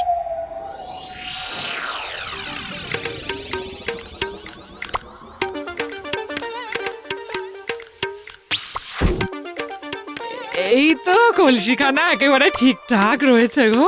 এই চলো চলো চলো ঘুমিয়ে পড়ি, কি ঘুম পেয়েছে। বেকার বেকার এই ঘরান্তিটা নিয়ে আসলে। গিন্নি, এত হালকা ভাবে নিলে চলবে না। শত্রুপক্ষ একেবারে বুনো ওল। তাহলে কি করবে? সারা রাত জেগে এখানে বসে পাহারা দেবে? খেয়ে দে তো আর আমার কাজ নেই। সারা রাত না ঘুমিয়ে কলসি পাহারা দেব। তাহলে কি করবে? এই ঘরাঞ্চিটা দিয়ে আমি এই কলসির ভিতরে ঢুকে যাব, আর তুমি এই ঘরাঞ্চিটা আমার আগের জায়গায় রেখে সদর দরজা লাগিয়ে ঘুমিয়ে পড়বে। ব্যাস। সে কিনা তুমি এই কলসির ভেতরে ঘুমাবে? কলসি কাজ ছাড়া করা যাবে না। নাও নাও নাও, আর কথা বাড়িয়ে লাভ নেই, এসো তাড়াতাড়ি কাজটা সেরে ফেলি, অনেক রাত হয়েছে, ঘুম পাচ্ছে। তুমি ভালো করে ঘরাঞ্চিটা ধরো তো, আমি কলসির ওপরে উঠছি। আচ্ছা আচ্ছা। ভালো করে ধরো গিন্নি, একবার এদিক ওদিক হলে কিন্তু কেল্লা ফতে। এই আমি ধরে আছি, এই ধরে আছি। হ্যাঁ হ্যাঁ, ওহ, আমি শক্ত করে ধরে আছি, তুমি ওঠো ওঠো। উহ বাবা, হয়ে গেছে, আমি এবার কলসির ভেতরে নামছি, তুমি এই ঘরাঞ্চিটা নিয়ে বাড়ির ভেতরে চলে যাও। আচ্ছা, এই সাবধানে সাবধানে নামো। ওরে বাবা রে, কি হলো? এই ঠিক আছে তো? হ্যাঁ, যাও যাও, তুমি তাড়াতাড়ি বাড়ির ভেতরে চলে যাও।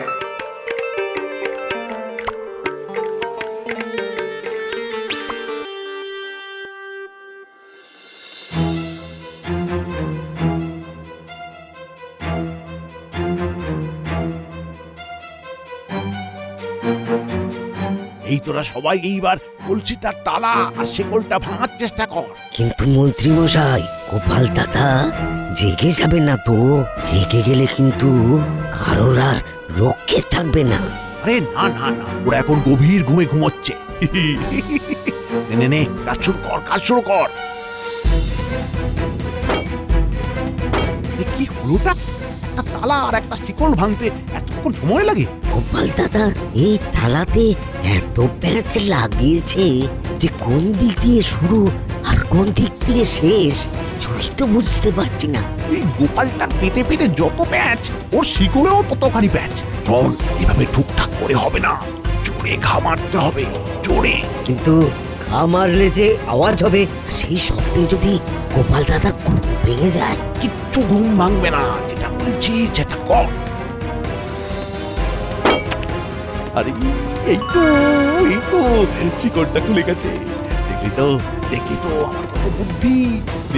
নে এবার সবাই মিলে তাড়াতাড়ি কলসিটা কাঁধে তুলে নে।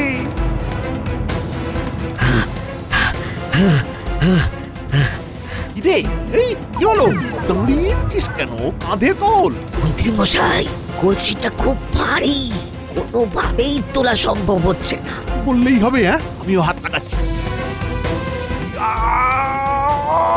ওরে বাবা রে, এত ভারী! কলসি টেকোর মতোই ভারী। শোন, সবাই মিলে জোর লাগাতে হবে, সবাই মিলে। নে এবার পা চালিয়ে চল।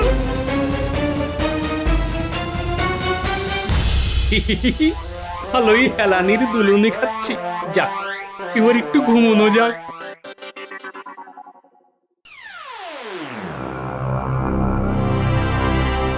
কি সকাল হয়ে গেল, ওরা এখনো কলসিটা নিয়ে আসছে না কেন? মহারাজ, আপনি খামোখা ওই গোপালের বুদ্ধির সাথে লড়তে গেলেন। ওর যা বুদ্ধি, ওর সাথে পেরে উঠবেন না মহারাজ। চুপ করো তো, এমনিতে আমি আমার জ্বালায় পাচ্ছি না, তার মধ্যেও কাটা খায় নুনের ছিটে দিচ্ছে। তাহলে কি মন্ত্রীরা সত্যি সত্যি কলসিটা গোপালের থেকে আনতে পারলো না? আরে ওই তো মন্ত্রীরা চলে এসছে।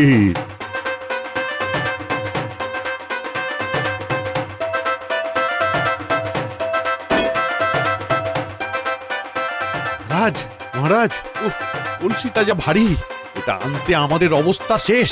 ঠিক আছে, আয় কে আছিস, ওদের একটু জল দে। না জল পান করো। যাক বাবা, তোমরা যেভাবেই হোক কলসিটা তো নিয়ে এসেছো। কি এটা কি হচ্ছে? এটা কি হচ্ছে? এটা তো মনে হচ্ছে ভুতুরে কলসি। এসে কিনা এটা একটা ভুতুরে কলসি। ওরে বাবা রে, ভূত।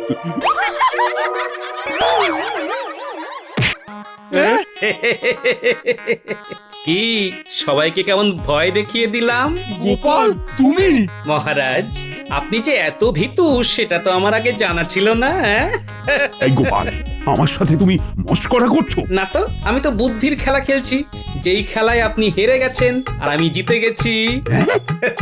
কলসিটা যাতে কাজ ছাড়া না হয় সেই কারণে তুমি কলসির ভেতরে সারা রাত ঢুকেছিলে। মন্ত্রী মশাই, ওজনটা একটু বেড়েছে না? তার মানে আমরা এতক্ষণ তোমাকে টেনে টেনে নিয়ে আসলাম গোপাল। তোমার মাথাটা কেমন বনবন করে ঘুরছে, বনবন করে ঘুরছে গোপাল। একটু সামলে মন্ত্রী মশাই। বাবা গোপাল, সত্যি তোমার এলেম আছে। তোমার বুদ্ধির কাছে আমার শত শত কোটি প্রণাম। তাহলে মহারাজ মনে আছে তো? মনে আছে, মনে আছে। আমি কথা দিচ্ছি, আমি নিজে দাঁড়িয়ে থেকে ওই কলসি তোমার বাড়ির সদর দরজা দিয়ে প্রবেশ করিয়ে কলসিটি চালে পূর্ণ করার ব্যবস্থা করে দেব। আর এটা তো তোমার প্রাপ্য গোপাল। ধন্যবাদ মহারাজ।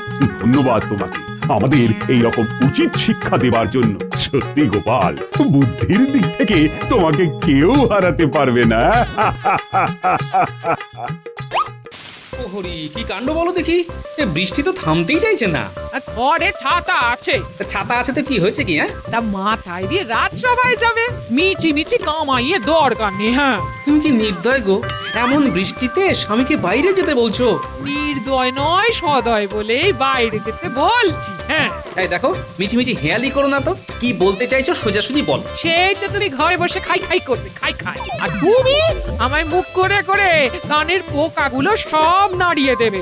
তার থেকে ও, তাই তার থেকে রাজসভায় যাওয়া ভালো, তাই তো?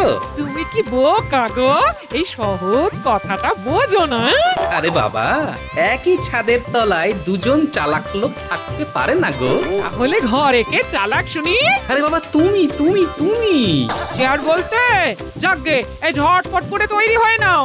যাই, তৈরি হয়নি। যা বৃষ্টি হচ্ছে কদিন ধরে, কৃষ্ণনগর না ভেসে যা। রাস্তাগুলোতে জল জমে যা অবস্থা, তাতে এবারে মনে হচ্ছে নৌকা নামাতে হবে মহারাজ। তবে মহারাজ, একটা কথা, এই বৃষ্টিতে আমরা সবাই রাজসভাতে আসছি, কিন্তু গোপালকে দেখুন, সে তো আসছেই না। সে তো সুখে আছে। মহারাজ, এবারে আপনি কিছু একটা করুন। সত্যি তো, দুদিন হয়ে গেল গোপাল তো আসছে না। মহারাজ, মহারাজ, এইভাবে ওকে আর আশকারা দেবেন না। কিছু না বলে বলে একেবারে আপনার মাথায় চড়ে বসেছে। মহারাজের মাথায় মন্ত্রী চড়তে পারেনি বলে হিংসায় রাগে পুড়ে যাচ্ছে জ্বলে। এই যে কবি, থামাও তো বাপু, থামাও। তোমার যত আজে বাজে কবিতা গোপালের সাথে থেকে গেছে পুরো মাথাটা। বাদ দাও তো যত কথা কাটাকাটি। মহারাজ ভাবুন, গোপালকে কিভাবে সাজতা করবেন এবারটি। না, এইবার আর আমি সহ্য করব না। জব্দ ওকে করবই আমি। কিভাবে করবেন ওকে জব্দ শুনি? কিছু না কিছু ভাবে এড়িয়ে যাবে, এটা তো আমি ঠিকই জানি। গোপাল হলো সুচতুর, তাকে জব্দ করা সোজা নয়। জব্দ করার ফন্দি আটা, তাই মিছি মিছি সময়ের অপচয়। ওকে জব্দ করব বুদ্ধি বলে, তারপর অবাক হবে রাজসভার তোমরা সকলে। দেখা যাক গোপাল কবে বা কখন আসে। উস, গোপালের জুতোর আওয়াজ কানে ভাসছে। তার মানে গোপাল সভায় আসছে।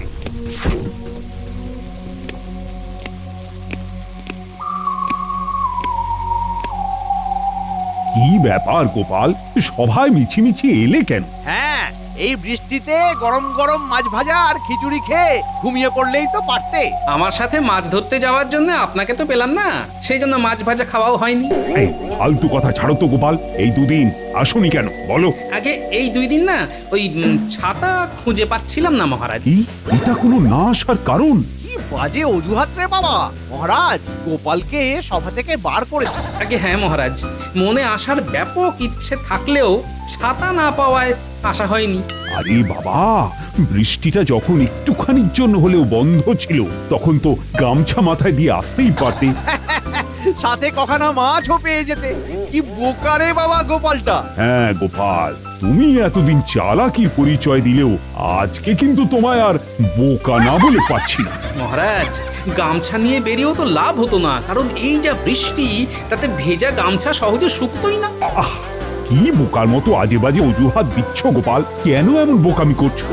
মহারাজ, মহারাজ, আপনি মিছি মিছি এতদিন গোপালকে চতুর বলে এসেছেন। বেশ মহারাজ, আমি সত্যিই চতুর কিনা তার জন্য তাহলে পরীক্ষা হয়ে যাক। ব্যাস, এবার তাহলে শেষ অপেক্ষা। গোপালকে জব্দ করব, নিয়ে ওর বুদ্ধির পরীক্ষা। বলুন মহারাজ, কিভাবে আর কবে দেব বুদ্ধির পরীক্ষা? বাবা, আমি এখন এই মুহূর্তে তোমায় কিছু প্রশ্ন করব, তার যথাযথ উত্তর পেয়ে গেলেই আমি তোমায় চালাক বলে ভেবে নেব। বেশ মহারাজ, করুন প্রশ্ন। আচ্ছা গোপাল, বলো তো বাবা, আমার হাতের তালুতে রোম নেই কেন? বলো বলো গোপাল, গোপাল তুমি বলো। কি প্রশ্ন? গোপাল কিভাবে দেবে এর উত্তর? ওদিকে বাইরে বৃষ্টি পড়ছে নিরন্তর। সভাকবি, তুমি থামো তো। হাতের তালু তো নীলনমি হয়, এর উত্তর তাহলে কি দিই? এই যে দেখো দেখো দেখো, আমার হাতের দুই তালু দেখো না। মহারাজ, আপনার ওই দুই হাতের তালুতে হ্যাঁ বলো বলো বলো। আসলে মহারাজ, আপনি ওই চারিদিকে প্রচুর দান ধ্যান করেন, যার ফলে আপনার দুই হাতের ঘর্ষণে মহারাজকে হাত ঘষতে আমি তো দেখিনি কোনোদিন। আসলে অনিচ্ছা সত্ত্বেও দেন তো, তাই হাত ঘষে। এই, তুমি কি বলতে চাইছো গোপাল? স্পষ্ট করে বলো তো। আপনার প্রচুর দান ধ্যানের জন্য এতবার যেহেতু ওই দুই হাতের ঘর্ষণ হয়। আচ্ছা, তাহলে গোপাল, তুমি তো আমার মতো এত দান ধ্যান করো না, তাহলে তোমারই বা নেই কেন? গোপাল হয়েছে জব্দ, তাই মুখে নেই টু শব্দ। একের পর এক প্রশ্ন, কেমন লাগছে উদ্বিগ্ন। ব্যাস, আবার এমন প্রশ্ন, তাতে ঘাবড়ালে হবে না। বলো বলো গোপাল, দেখি তুমি কেমন দিক পাও। মহারাজ, আমি আপনার মতো এত দান ধ্যান না করলেও আপনার থেকে অকাতরে জিনিস পাই তো, তাই আমারও জিনিসগুলো নিতে নিতে ওই ওই দুই হাতের ঘর্ষণে আর তালুতে রোম গজায়নি মহারাজ। আর কতক্ষণ চলবে এই প্রশ্নের খেলা?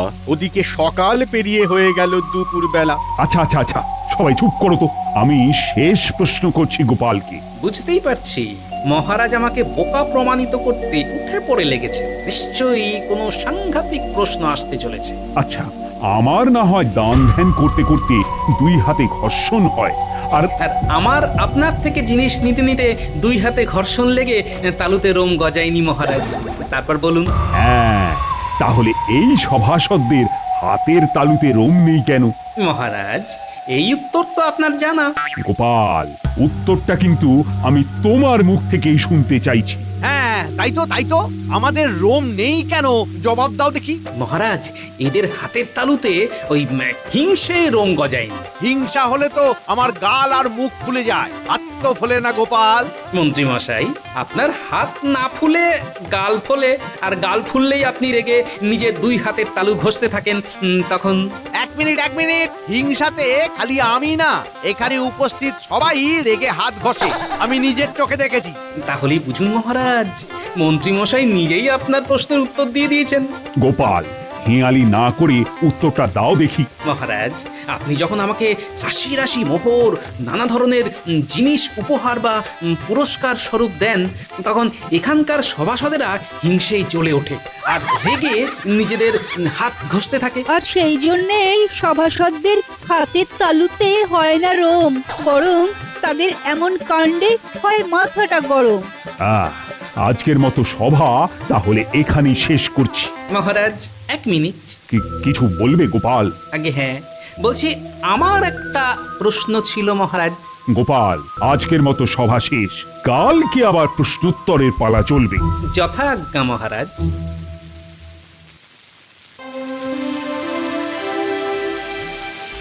একে বর্ষাকাল, চারিদিকে রোদের আকাল, তার মধ্যে জব্দ হবে গোপাল। কি বলে পোড়া কপাল! আরে গিন্নি, কোথায় আমার জন্য গান গাইবে? তা না, গাইছি, শোনো। তুমি আমার গিন্নি, দারুণ রাধসিন্নি। বুঝেছি আমি সব, আর করো না বাড়াবাড়ি, খেতে এসো তাড়াতাড়ি।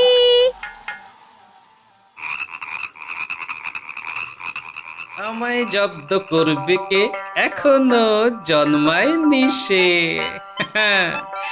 আমি মানুষ বড় ভালো, করব না মুখ কালো। বাবা, বলি নিজের নাম গান করছো কেন? এটাকে নাম গান না গিন্নি, নিজের জয়গান বলে। এমনটা করতাম না, কিন্তু কিন্তু কি আজকে সভায় মহারাজ আমায় বোকা প্রমাণ করতে উঠে পড়ে লেগেছিলেন জানো। সে কি গো, উনি যে তোমায় বড্ড ভালোবাসে না? তাহলে সেইটাই তো, তবে আমি হেরে যাইনি। কালকেও এক প্রশ্নোত্তর খেলা আছে। তুমি হারবেও না, আমি পুরোপুরি বিশ্বাস করি। বলছো? হ্যাঁ হ্যাঁ হ্যাঁ, এই বলি রাত হলো, এখন খেতে এসো। হ্যাঁ,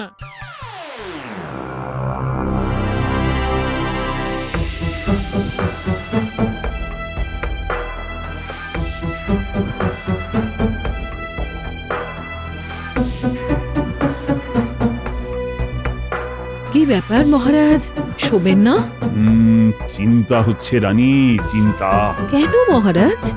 ভাবছি গোপালকে বোকা প্রমাণ করার পরিকল্পনাটা ঠিক হলো কিনা। পরিকল্পনা যখন করে ফেলেছেন, ভেবে আর কি লাভ? ও বলছো? হ্যাঁ, ফলাফল যা হবে তাই মেনে নেবেন মহারাজ। কালকেও এক প্রস্থ খেলা হবে। আপনি তো বলেন পরিস্থিতিকে মানিয়ে নেওয়াই শ্রেয়, তাই এত ভাববেন না মহারাজ, শুয়ে পড়ুন।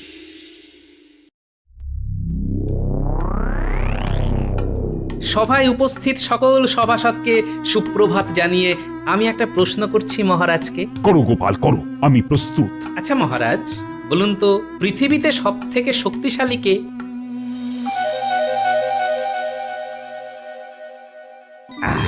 চল আমার সাথে বাইরে চলো, তোমায় দেখাচ্ছি পৃথিবীর শক্তিশালী বস্তুটিকে। চলুন চলুন।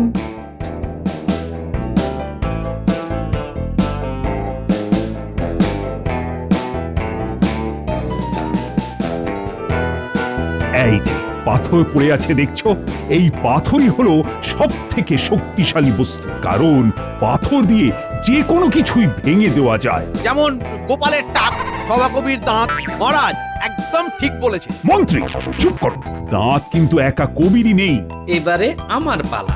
কি গোপাল, চুপ যে, অম্বিতম্বি কি শেষ? না মন্ত্রীমশাই, আমি আপনার দাঁতগুলোকে দেখছিলাম। কি গোপাল, কিছু বলো। মহারাজ ক্ষমা করবেন, আপনার উত্তরটি ভুল।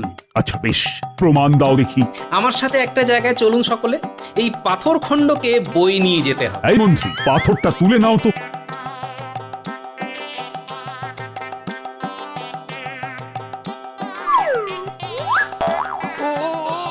মহারাজ পাথরটা কি ভারী! উড়ি বাবারে! মন্ত্রীমশাই, আমার থেকে কম ভারী, ঠিক বইতে পারবেন। উড়ি উড়ি বাবারে!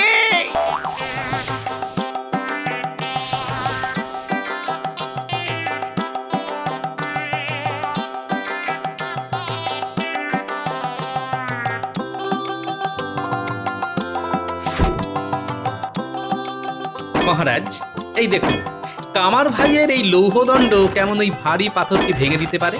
এই ভেঙে গেল। তাই বলছিলাম মহারাজ, আপনার উত্তর ঠিক নয়। ও, তাহলে লোহাই হলো পৃথিবীর শক্তিশালী বস্তু? আগে না মহারাজ, লোহা শক্তিশালী নয়। বেশ, তবে প্রমাণ দেখাও দেখি। এই লোহার দণ্ডটা নিয়ে যেতে হবে। মন্ত্রী নিয়ে এসো। উড়ে বাবারে, আমি আর পারছি না।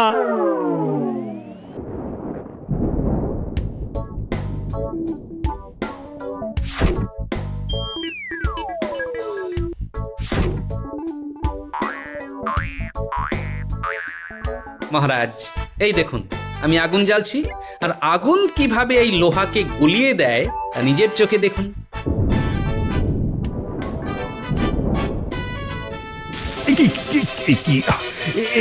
এই যে জোরে বৃষ্টি নেমে গেল। কি গোপাল, এবারে কি হবে? কি করবে তুমি? বৃষ্টিটাকে এক্ষুনি নামতে হলো, এবারে কি করি? এভাবে দাঁড়িয়ে ভেজা যাবে না, সবাই চলো, ওই আগুনের তাপ নিতে হবে। চলো চলো, ওই কুড়ে ঘরে নিচে চলো।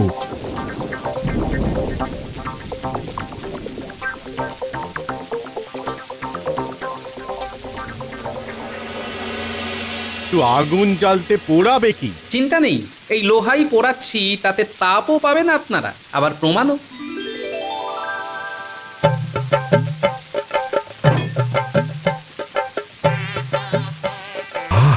বাবা বাবা বাবা, জায়গাটা গরমও হয়ে গেল। তা হলো কথাগুলো ঠিকই, তবে আগুনও কিন্তু সব থেকে শক্তিশালী নয়। আগুনকে তো জল নিভিয়ে দিতে পারে। হ্যাঁ, যেমন সবাই দেখতে পেলেন যে বৃষ্টি জোরে পড়তেই আগুন কেমন নিভে গেল। তাহলে জলই হলো সব থেকে শক্তিশালী। আগে না মহারাজ। কেন শুনি? জলকে ধারণ করে মেঘ। যেমন দেখুন, এই যে জোরে বৃষ্টি হচ্ছে, তা কিন্তু ওই ঘন কালো মেঘের জোরেই হচ্ছে। তাহলে মেঘই হলো সব থেকে শক্তিশালী। আগে না মহারাজ, বাতাস মেঘকে সরিয়ে দিতে পারে। অনেক সময় দেখবেন আকাশে কালো মেঘের দেখা পাওয়া গেলেও বৃষ্টি কিন্তু হয় না, কারণ বাতাস এসে মেঘকে সরিয়ে দেয়, তাই। তাহলে বাতাসই হলো পৃথিবীর ভেতরে সর্বাপেক্ষা শক্তিশালী। আগে না মহারাজ। এই গোপাল, এবারে বেশি বেশি হচ্ছে। মহারাজ যাই বলছেন তাই তুমি ভুল বলছো। বৈদ্যমশাই, আমি কিন্তু উপযুক্ত প্রমাণও দিয়ে দিচ্ছি। মহারাজ, আপনি গোপালের এইসব ভুলভাল কথা ছাড়ুন তো। আমি ভুলভাল বলি না মন্ত্রীমশাই।